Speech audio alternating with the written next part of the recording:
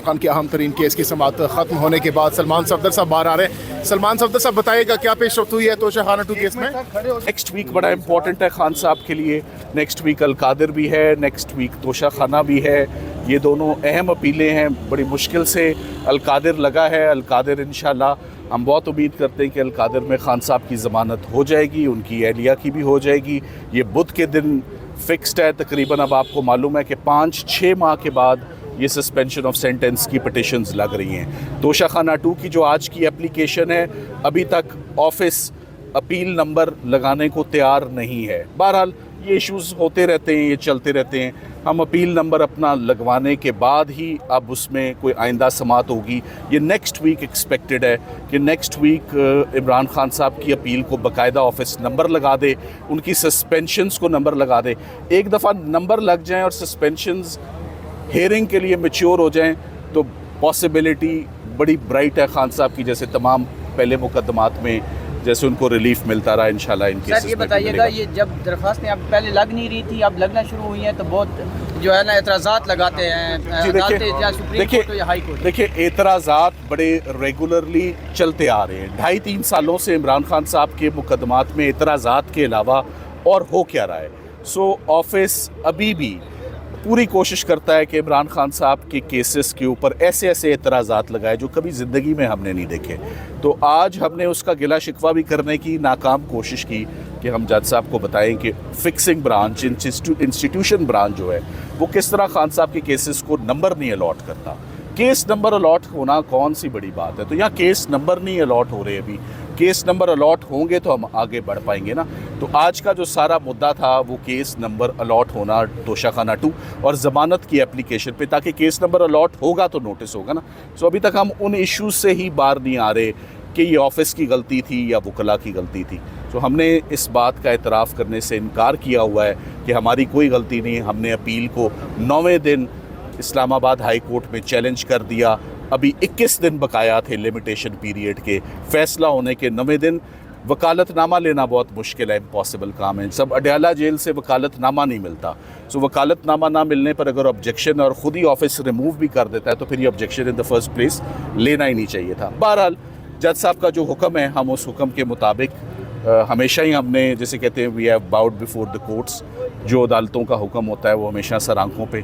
सो हम अपनी दरख्वास्त लेकर नेक्स्ट वीक आएंगे इंशाल्लाह। इनको अपील नंबर लगेंगे, अपील नंबर लगने के बाद हम आगे बढ़ेंगे। सर ये बताइए कि वकालतनामे जो है वो आप लोगों ने रावलपिंडी से भी रजू किया हुआ है, इस्लामाबाद हाई कोर्ट से, फिर क्यों वकालतनामे नहीं मिल रहे सर अडयाला से? वो अब हम तो मांग सकते हैं ना, दरखास्तें कर सकते हैं, अप्रोच कर सकते हैं, मैसेज कर सकते हैं, सब हर बे इस्तेमाल हो गए, वकालतनामे नहीं मिल रहे। सलमान सफदर साहब एक बताइएगा, अभी आपने कहा कि अगले हफ्ते एक्सपेक्टेड है ज़मानत हो जाएगी, तो अगर ज़मानत हो जाती है तो मज़ीद कौन से केसेस है जिसमें खान साहब इस वक्त अंदर? इमरान खान सिर्फ अब 2 केसों में ही अंदर है।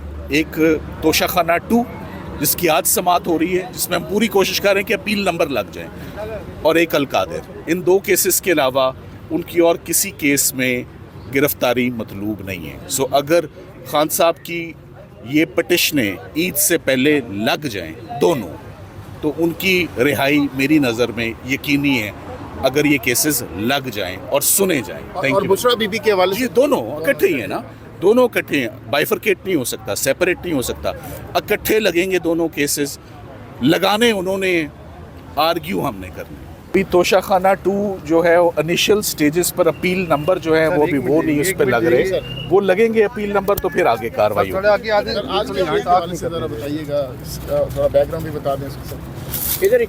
आज के लिए इतना ही काफ़ी है, आज के लिए इतना ही काफ़ी है। अभी मामला जो है वो चल रहा है। अभी आज कोई बहरहाल कहा जा रहा था कि आज आपने ट्वीट भी किया था अगर ज़मानत होती है तो खान साहब को रिहा कर दिया जाएगा, लेकिन अचानक ऐसा नहीं हुआ, तो क्या वजूहत बनी है? बहुत शुक्रिया, बड़ी नवाजिश आपने मौका दिया। देखें लास्ट हियरिंग के ऊपर हाई कोर्ट के अंदर जब पेश हुए तो उन्होंने कहा कि ऑफिस जो है जब तमाम ऑब्जेक्शन जो हैं वो दूर कर दे। एक ऑब्जेक्शन था पावर ऑफ अटॉर्नी का, दूसरा ऑब्जेक्शन था फ्लैग का, वो दोनों दूर हो गए। अदालत ने हुक्मनामा जारी कर दिया। उसके बाद जो ऑफिस की तरफ से नया ऑब्जेक्शन लगाया गया वो ये था कि आपने ये जो आपने अपीलें फ़ाइल की हैं ये टाइम बार्ड है। टाइम बार्ड किस तरह से है कि हमने एतराज़ात लगाए थे, आपने एतराज़ात को मुकर्रर वक्त के अंदर 7 दिन का हमने टाइम दिया था, आपने दूर नहीं किया। भाई आपने एतराज़ात लगाए हैं तो क्या हमें आपने नोटिस दिया है? क्या अदालत के अंदर जो अपीलें हैं, दोनों दरखास्तें हैं, वो एतराज़ात के साथ फिक्स हुई हैं?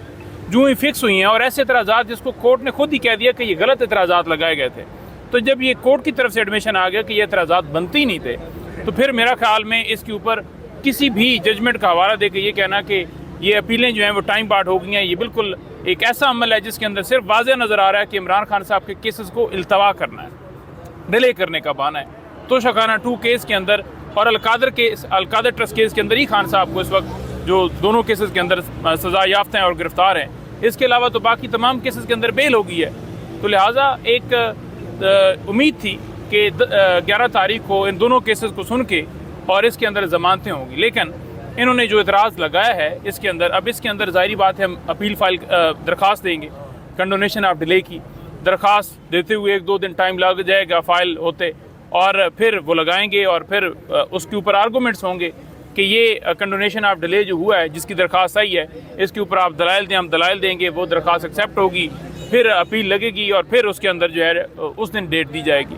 तो ये एक मैं समझता हूँ कि एक हर्डर डाली गई है कि ताकि केसेस को इल्तवा किया जाए, ताकि केसेस को लटकाया जाए, उसके अलावा तो कोई और चीज़ नहीं है।